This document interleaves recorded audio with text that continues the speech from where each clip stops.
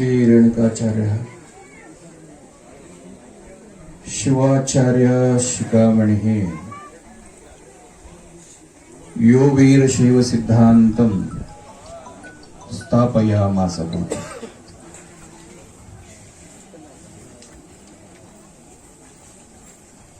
ಬಾಡದ ಹೂವಿಲ್ಲ, ಬಾಡದ ಹೂವಿಲ್ಲ, ಬಾಡುವ ಮುನ್ನ ಮುಡಿಯಬೇಕು. ಕೊಳೆಯದ ಹಣ್ಣಿಲ್ಲ, ಕೊಳೆಯದ ಹಣ್ಣಿಲ್ಲ, ಕೊಳೆಯುವ ಮುನ್ನ ತಿನ್ನಬೇಕು. ಹಳಸದ ಅನ್ನವಿಲ್ಲ, ಹಳಸದ ಅನ್ನವಿಲ್ಲ, ಹಳಸುವ ಮುನ್ನ ಉಣ್ಣಬೇಕು. ಸಾಯದ ಮನುಜನಿಲ್ಲ, ಸಾಯದ ಮನುಜನಿಲ್ಲ, ಸಾಯುವ ಮುನ್ನ ಸತ್ಕೀರ್ತಿಯನ್ನ ಪಡೆಯಬೇಕು, ಸತ್ಕೀರ್ತಿಯನ್ನ ಪಡೆಯಬೇಕು. ಪ್ರಾರಂಭದಲ್ಲಿ ಜಗದಾದಿ ಜಗದ್ಗುರು ಪಂಚ ಆಚಾರ್ಯರನ್ನ, ಬಸವಾದಿ ಪ್ರಮತರನ್ನ ಸ್ಮರಿಸಿ, ಆರಾಧ್ಯ ಗುರುವರನ್ನ ಸ್ಮರಿಸಿ, ಹಲವು ಮಾತೇನು ನೀನೊಲಿದು ಪಾದವನಿಟ್ಟ, ನೆಲವೇ ಸುಕ್ಷೇತ್ರ ಜಲವೇ ಪಾವನ ತೀರ್ಥ, ಸುಲಭ ಶ್ರೀ ಗುರುವೇ ಕೃಪೆ ಹಾಗೂ ಎನ್ನುವ ಮಾತಿನ ಅರ್ಥದಂಗೆ ಜಗನ್ನಾಥ ಬಂದು ನೆಲೆಸಿರುವ ರಾಮಲಿಂಗೇಶ್ವರ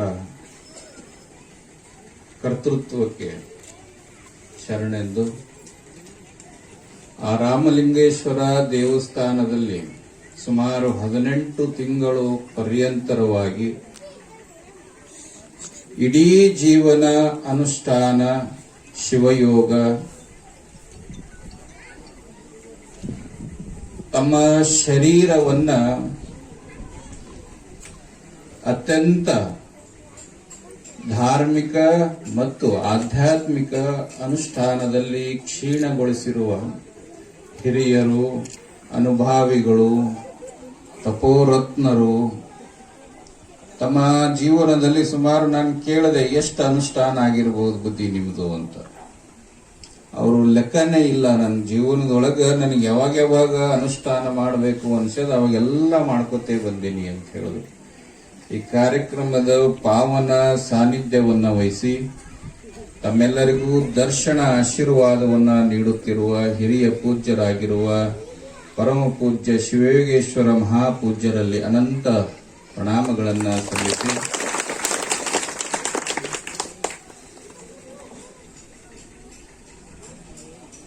ನಿಮಗೆಲ್ಲ ಅಡವಿ ಅಂದ್ರೆ ಗೊತ್ತು. ಅಡವಿ ಅಂದ್ರೆ ಗೊತ್ತದ, ಆಡು ಭಾಷೆ ಅದು. ಅರಣ್ಯಕ್ಕೆ ಅಡವಿ ಅಂತಾರೆ. ಅರಣ್ಯದೊಳಗೆ ಏನೆಲ್ಲ ಇರ್ತದ? ಎಲ್ಲ ಇರ್ತದ. ಅರಣ್ಯದೊಳಗ ಇಂಥದಿಲ್ಲ ಅನ್ನೋಂಗಿರೋದಿಲ್ಲ. ಕಾಡಿನೊಳಗೆ ಏನೆಲ್ಲ ಇರ್ತದ? ಹೂವಿನ ಗಿಡ ಇರ್ತದ, ಹಣ್ಣು ಇರ್ತದ, ಶ್ರೀಗಂಧದ ಮರ ಇರ್ತಾವ, ಪಕ್ಷಿ, ಪ್ರಾಣಿ, ಪಶು ಎಲ್ಲವನ್ನ ಸಾಕುವಂಥದ್ದು ಯಾವುದು ಅಂದ್ರೆ ಒಂದು ಅಡವಿ, ಅರಣ್ಯ. ಹಂಗ ಸಮಾಜದ ಎಲ್ಲರನ್ನ ಸಾಕುವಂತವ್ರು ಯಾರು ಅಂದ್ರೆ ನಮ್ಮ ಅಡವಿ ಮಹಾರಾಜ. ಎಲ್ಲರನ್ನ ಸಾಕ್ತಾರು. ಅವ್ರ ಹತ್ರ ಇಂಥವರೇ ಬರ್ತಾರ ಅಂತೇನಿಲ್ಲ. ಈ ಭಾಗದೊಳಗ ಆಧ್ಯಾತ್ಮಿಕ ಧಾರ್ಮಿಕದ ಕ್ರಾಂತಿಯನ್ನ ಮಾಡಿ ತಮ್ಮ ಬದುಕನ್ನ ಧರ್ಮಕ್ಕಾಗಿ ಸಂಸ್ಕಾರಕ್ಕಾಗಿ ಮೀಸಲಿಟ್ಟಿರುವ ಅಡವಿ ಮಹಾರಾಜರಲ್ಲೂ ಎನ್ನ ಅಭಿನಂದನೆಯನ್ನ ಸಲ್ಲಿಸಿ, ಈ ಕಾರ್ಯಕ್ರಮದ ಕೇಂದ್ರ ಬಿಂದುಗಳು 3 ತಿಂಗಳು ತ್ರೈಮಾಸಿಕ ಶಿವಾನು ಅನುಷ್ಠಾನವನ್ನು ಮಾಡಿರುವ ಅನುಭಾವಿಗಳು, ಅತ್ಯಂತ ಇಳಿವು ಸಣ್ಣ ವಯಸ್ಸು, ಚಿಕ್ಕ ವಯಸ್ಸಿನಲ್ಲಿ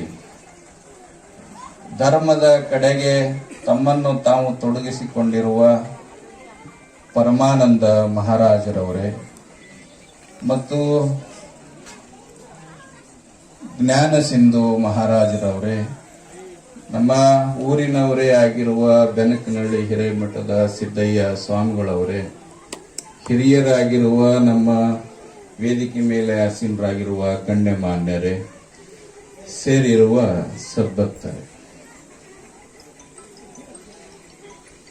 ಪ್ರಾರಂಭದೊಳಗ ನಮ್ಮ ಶಿಕ್ಷಕರ ಹೆಸರು ಏನು? ಇವರು ಈಗ ಮಾತಾಡಬಹುದು, SD ಪಾಟೀಲ್ ಬಹಳ ಅದ್ಭುತವಾಗಿ ಮಾತಾಡಿದ್ರು. ನಿಜವಾಗಿ ಇಡೀ ಕಾರ್ಯಕ್ರಮದ ಸಾರವನ್ನ ಕ್ಷಣಾರ್ಧದೊಳಗೆ 1-2 ನಿಮಿಷದೊಳಗೆ ನಿಮ್ಗೆಲ್ಲವನ್ನ ಬಿಚ್ಚಿಟ್ಟು ಹೇಳಿಬಿಟ್ಟೆ. ಅನುಷ್ಠಾನ ಅಂದ್ರೇನು, ಅನುಷ್ಠಾನದ ವಿಧಗಳು ಯಾವ್ಯಾವು. ನಿಜವಾಗಿ ನಾವು ಅವ್ರು ಮಾತಾಡ್ಬೇಕಾದ್ರೂ ಒಂದು ಕ್ಷಣ ಯಾರೋ ಸ್ವಾಮಿಗಳು ಮಾತಾಡಕತ್ತಾರೇನೋ ಅನ್ನೋಷ್ಟ್ರ ಮಟ್ಟಿಗೆ ನಮಗೆ ಸಂತೋಷ ಆಯ್ತು. ಅನುಭಾವಿಗಳು ಬಹಳ ಉತ್ತಮವಾಗಿ ಮಾತಾಡಿದ್ರು. ನಿಮಗೆಲ್ಲ ಗೊತ್ತಿರೋ ಹಾಗೆ ಇದು ಮಾನವ ಜನ್ಮ ನಾವು ತಾಳಬೇಕು ಅಂತಂದ್ರೆ 84 ಲಕ್ಷ ಜೀವರಾಶಿಯನ್ನ ದಾಟಿ ಕೊನೆಯದಾಗಿ ಬರುವುದು ಯಾವುದು ಅಂದ್ರೆ ಮಾನವ ಜನ್ಮ. ಸಂಸ್ಕೃತದೊಳಗೆ ಒಂದು ಮಹಾವಾಕ್ಯ ಅಂತ ಬರ್ತದೆ. ಮಹಾವಾಕ್ಯ, ವಾಕ್ಯ ಅಲ್ಲ, ವಾಕ್ಯ ಅಂದ್ರೆ ಒಂದು ಲೈನ್. ಮಹಾವಾಕ್ಯ ಅಂತ ಒಂದು ಬರ್ತದೆ. ಏನು ಅಂತಂದ್ರ ತತ್ವಮಸಿ. ತತ್ವಮಸಿ ಅಂದ್ರೆ ಏನು? ತುಮ್ ವಹಿ ಹೋ ಅಂತ ಅದರ ಅರ್ಥ. ಯಾರ ನೀ ಅಂತಂದ್ರ ಪರಮಾತ್ಮನ ಸಂಭೂತ, ಪರಮಾತ್ಮನ ವಂಶಸ್ಥ, ಪರಮಾತ್ಮನ ಪ್ರತಿರೂಪ ಯಾರು? ಮಾನವ. ನಾವೆಲ್ಲ ಇಲ್ಲಿ ಬಂದ ಬಳಿಕ ಭೂಮಿ ಮೇಲೆ ಆಧುನಿಕತೆಗೆ ಬಂದಾಗ ನಾವೆಲ್ಲ ಜಾತಿ, ಪಂಗಡ, ಪಕ್ಷಗಳನ್ನ ಮಾಡ್ಕೊಂಡೇವೆ. ಈಗ ನಮ್ಮ ಭಾಗದೊಳಗೆ ಗುಢಾಪುರಕ್ಕೆ ಹೋರಿ ಒಬ್ಬ ಶಿವಶರಣೆ ಅದಳ, ಕಲಬುರಗಿಗೆ ಹೋರಿ ಒಬ್ಬ ಶಿವಶರಣ ಅದಾನ. ಅಷ್ಟೇ ಯಾಕ, ಇಲ್ಲೇ ಇಂಗಳೇಶ್ವರ ಬಾಗೇವಾಡಿಗೆ ಹೋರಿ ಬಸವಣ್ಣ ಅದಾನ. ಇವರೆಲ್ಲ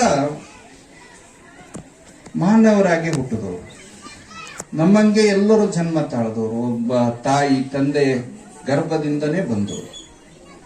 ಆದ್ರ ಅವ್ರು ಯಾಕ ಮಾನವರಾಗಿ ಹುಟ್ಟಿ ಮಹಾದೇವರಾದ್ರು ಅಂದ್ರ ಪ್ರಾರಂಭದೊಳಗ ನಮ್ಮ ಪಾಟೀಲರು ಹೇಳಿದ್ರು, ಅನುಷ್ಠಾನ, ಶಿವಯೋಗ, ಅರಿಷಡ್ ವರ್ಗಗಳನ್ನ ಕಂಟ್ರೋಲ್ ಮಾಡುವಂಥದ್ದು. ಅಹಂ ಅನ್ನ ಹೋಗಿಸಿ ಸೋಹಂ ಅನ್ನೋದು ಬರುವಂಥದ್ದಕ್ಕೆ ಅನುಷ್ಠಾನ ಅಂತ. ಸರ್ವತ್ರ ನೀನೇ ಅಪ್ಪ ಅಂತ ಶರಣ ಆಗೋದಕ್ಕೆ ಅನುಷ್ಠಾನ ಅಂತ. ಅವನಲ್ಲೇ ಹೋಗಿ ಕೂಡೋದಕ್ಕೆ ಅನುಷ್ಠಾನ ಅಂತ. ಅನುಷ್ಠಾನ ಅಂತಂದ್ರ ಬಹಳ ನಮನಿ ವ್ಯಾಖ್ಯಾನಗಳನ್ನ ಬರೆದ. ಬಹಳ ಜನ ಅನುಷ್ಠಾನ ಅನ್ನೋದನ್ನ ಬಹಳ ಸರಳೀಕರಣನೂ ಮಾಡಿ ಹೇಳ್ಯಾರ. ನೀವೆಲ್ಲ ಅನ್ಬೋದು, ಅನುಷ್ಠಾನ ಮಾಡಬೇಕು ಅಂತಂದ್ರ ಒಂದು ಯಾವ್ದಾರೆ ಹಳಿ ಗುಡಿ ಹುಡುಕಬೇಕು, ಯಾರೇ ಒಬ್ರು ಅದಕ್ಕೆ ಸೇವಾ ಮಾಡಕ್ ಇಟ್ಕೋಬೇಕು.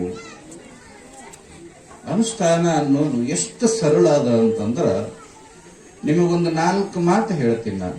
4 ಮಾತು ನಿಮ್ಮ ಬದುಕಿನೊಳಗ ನೀವು ಬರೆದಿಟ್ಟುಕೊಳ್ಳುವಂತ 4 ಮಾತು. ಒಂದನೇದ್ದು, ಕೆಟ್ಟದ್ದನ್ನ ಯೋಚಿಸಬಾರದು. ಎಲ್ಲಿಂದ? ತಲೆಯಿಂದ. ಕೆಟ್ಟದ್ದನ್ನ ಯೋಚಿಸಬಾರದು. ಎರಡನೇದು, ಇವೇನಾದಲ್ಲ ಈ ಮನಸ್ಸಿನಿಂದ ಕೆಟ್ಟದ್ದನ್ನ ಭಾವಿಸಬಾರದು ಯಾರಿಗೂ. ಮೂರನೇದು, ಈ ಕೈ ಏನು ಕೊಟ್ಟಾನಲ್ಲ ಭಗವಂತ, ಇದರಿಂದ ಯಾರಿಗೂ ಕೆಟ್ಟದ್ದನ್ನ ಮುಖ್ಯವಾಗಿತ್ತು. ಬಾಯಿಯಿಂದ ಕೆಟ್ಟದ್ದನ್ನ ಆಡಬಾರದು. ಇವು 4 ನಾವೇನಾದ್ರೂ ಸರಿಯಾಗಿ ನಮ್ಮ ಜೀವನದೊಳಗ ನಾವು ಪಾಲಿಸಿದೀವಿ ಅಂತಂದ್ರ ಇದೇ ದೊಡ್ಡ ಅನುಷ್ಠಾನ. ಗುಡಿ ಹೋಗೋದು ಬೇಕಾಗಿಲ್ಲ, ಕಾಡ್ ಸೇರೋದು ಬೇಕಾಗಿಲ್ಲ. ಪರನಿಂದೆ ಪರಪೀಡನ ಮಾಡದೆ ಮಾನವರಾಗಿ ಹುಟ್ಟಿವಿ ಅನ್ನುವಂತ ಅರಿವನ್ನ ನಾವು ಇಟ್ಟುಕೊಂಡು ಸಹಜ ರೀತಿಯಲ್ಲಿ ಬದಲಿದ್ರ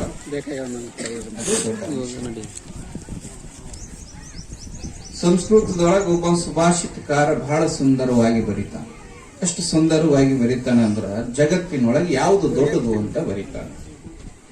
ಅನ್ನದಾನಂ ಪರಮದಾನಂ, ಅನ್ನದಾನಂ ಪರಮದಾನಂ, ವಿದ್ಯಾದಾನಂ ನತಃಪರಂ, ಅನ್ನೇನ ಕ್ಷಣಿಕ ತೃಪ್ತಿ ಯಾವ ಜೀವಂಚ ವಿದ್ಯ ಅಂತ ಬರೀತಾರೆ. ಎಷ್ಟು ಸುಂದರವಾಗಿ ಬರೀತಾನಂದ್ರ ಆತ. ಜಗತ್ತಿನೊಳಗ ದೊಡ್ಡ ದಾನ ಅಂದ್ರೆ ಯಾವುದು? ನೀವು ಹೇಳ್ತೀರಿ ಕೈ ಎತ್ತಿ, ಅನ್ನದಾನ ರೀ. ಅನ್ನದಾನಕ್ಕಿಂತ ಇನ್ನೊಂದು ದಾನ ಇಲ್ಲ. ಆ ಸುಭಾಷಿತಕಾರ ಹೇಳ್ತಾನ, ಅನ್ನದಾನಕ್ಕಿಂತ ಇನ್ನೊಂದು ದೊಡ್ಡ ದಾನ ಅದ ಜಗತ್ತಿನೊಳಗ. ಯಾವುದು? ಅದು ಯಾಕಂತಾನು ಹೇಳ್ತಾನೆ. ಅನ್ನೇನ ಕ್ಷಣಿಕ ತೃಪ್ತಿ. ಅನ್ನ ದೊಡ್ಡ ದಾನ ಇರ್ಬೋದು ಜಗತ್ತಿನೊಳಗ, ಆದ್ರ ಆ ಅನ್ನ ಕ್ಷಣಿಕ ತೃಪ್ತಿಯನ್ನ ನೀಡುತ್ತದೆ ಮನುಷ್ಯನಿಗೆ.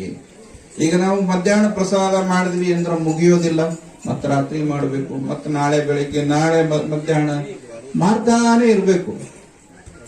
ಆದ್ರ ಈತ ಹೇಳುವಂತ ನಿಲುವು ಏನು ಅಂದ್ರ, ಅನ್ನಕ್ಕಿಂತ ಇನ್ನೊಂದು ದೊಡ್ಡ ದಾನ ಜಗತ್ತಿನೊಳಗದ. ಅದು ಯಾವುದು ಅಂದ್ರೆ ಜ್ಞಾನ. ಯಾಕ ಅಂತಂದ್ರೆ ಒಂದು ಸಲ ನಮಗೆ ಜ್ಞಾನದ ಪ್ರಾಪ್ತಿ ಆಯ್ತು ಅಂದ್ರೆ ಇಡೀ ಜೀವನ ಅದ್ರ ಹಸಿವಾಗೋದಿಲ್ಲ ಅಂತ ಆತ ಹೇಳ್ತಾನೆ. ಅನ್ನೇನ ಕ್ಷಣಿಕ ತೃಪ್ತಿ ಯಾವ ಜೀವಂಚ ವಿದ್ಯ. ನಾವ್ ಎಲ್ಲಿವರೆಗೂ ಇರ್ತೀವಿ ಅಲ್ಲಿ ತನಾನು ಆ ಜ್ಞಾನ ನಮ್ಮನ್ನ ಅತ್ಯಂತ ಸಮೃದ್ಧಿಯಾಗಿಡೋಕೆ ಸಾಧ್ಯ ಆಗ್ತದೆ. ಆ ಜ್ಞಾನದ ಪ್ರಾಪ್ತಿಗಾಗಿ, ಜ್ಞಾನದ ಹಸಿವಿಗಾಗಿ ನಾವು ಅನುಷ್ಠಾನ, ಪೂಜೆ, ಪುನಸ್ಕಾರ, ಜಪ ತಪಗಳನ್ನು ಮಾಡುವಂಥದ್ದು. ಇವೆಲ್ಲ ವಿಧಾನಗಳು ಬದುಕನ್ನ ಸುಂದರವಾಗಿ ಮಾಡಿಕೊಳ್ಳೋ ಸಲುವಾಗಿ. ನಮ್ಮ ಬದುಕಿನೊಳಗ ನಾವು ಬಹಳ ಸರಳವಾಗಿ ಬದುಕುವಂತ ಪ್ರಯತ್ನಕ್ಕೆ ನಾವೆಲ್ಲ ಹೋಗ್ತೇವೆ. ಬಹಳ ಗುಡಾಂತರಕ್ಕೆ ಹೋಗ್ಬಾರ್ದು. ಬಹಳ ಜನ ಅಂತಿರ್ತಾರ, ಅವ್ರಿಗೆ ಅವಕಾಶ ಅದ, ಅವ್ರೇನ್ ಕಾವಿ ಬಟ್ಟೆ ಹಾಕೊಂಡಾರ, ಅವರು ಕಾಡು ಸೇರ್ತಾರ, ಗುಡಿನೂ ಸೇರ್ತಾರ. ಆದ್ರೆ ನಾವು ಸಂಸಾರಸ್ಥರು ದಿನಾ ಹೇಳ್ಬೇಕು, ದಿನಾ ದುಡಿಬೇಕು ಅಂತಿರ್ತಾರೆ. ನೀವು ದಿನಾ ಮನೆಯಾಗಿದ್ರು ಅನುಷ್ಠಾನನೇ. ನಾನು ಹೇಳಿದ್ನಲ್ಲ, 4 ಮಾತುಗಳನ್ನ ನೀವು ಪಾಲಿಸಿದ್ರಿ ಅಂದ್ರೆ ನಿತ್ಯ ಅನುಷ್ಠಾನ ಅದು. ಇದು ಇಲ್ಲೇನಾದಲ್ಲ, ಇದು ಮನಸ್ಸು ಅನ್ನೋದು ಏನದಲ್ಲ, ಎಲ್ಲ ಇದ್ರಾಗೆ ಅದು, ಎಲ್ಲ ಇದ್ರಾಗೆ ಅದು. ಮನಸ್ಸಿನೊಳಗೆ ಎಲ್ಲ ಅಡಗಿಸಿಟ್ಟಾನ ಪರಮಾತ್ಮ.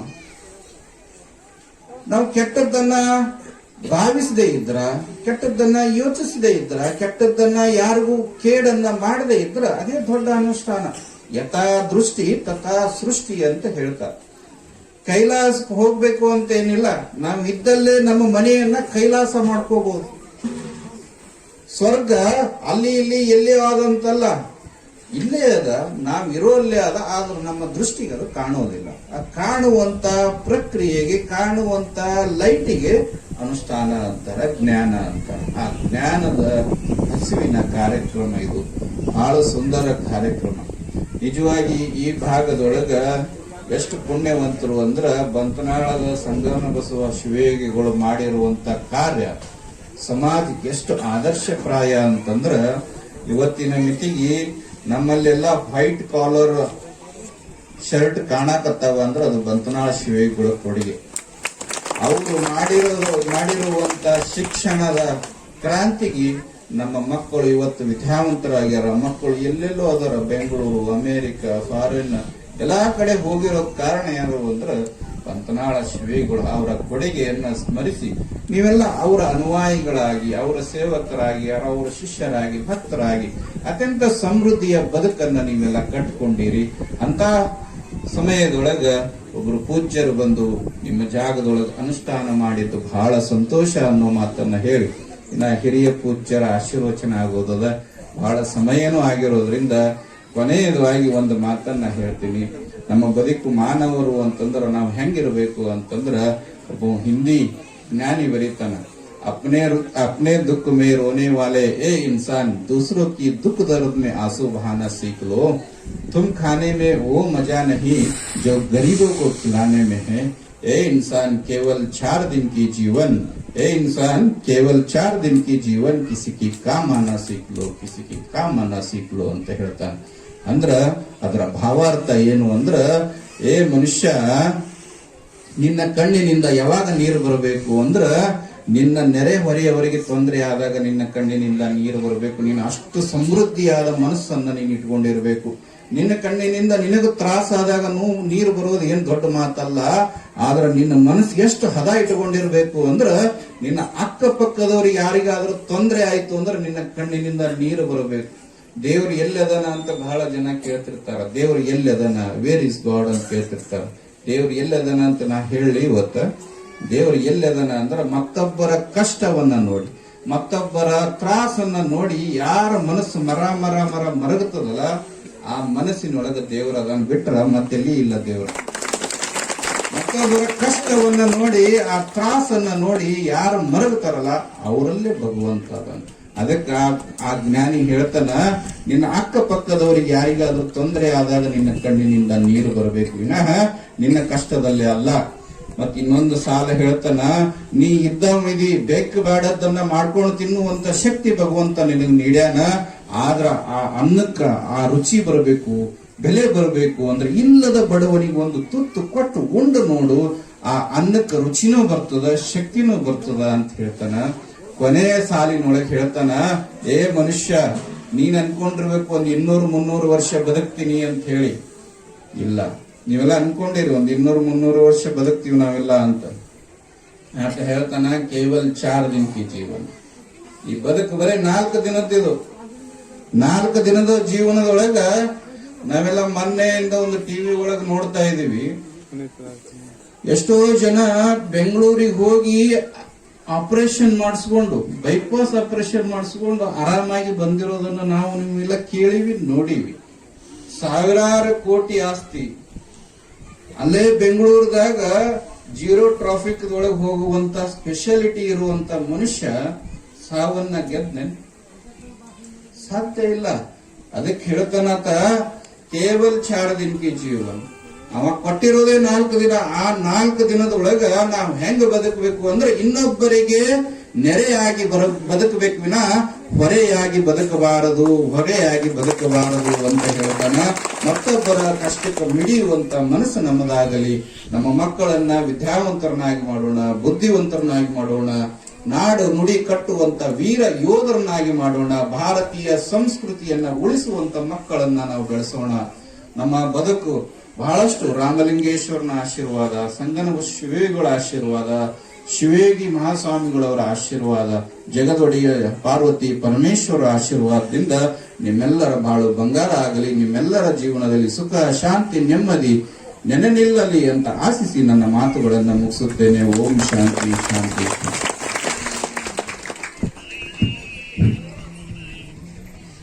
ಇಲ್ಲಿವರೆಗೆ ಪೂಜ್ಯರು ಬಹಳ ಮಾರ್ಮಿಕವಾದಂತಹ ವಿಷಯವನ್ನ ನಿಮಗೆ ತಿಳಿ ಹೇಳಿದ್ರು.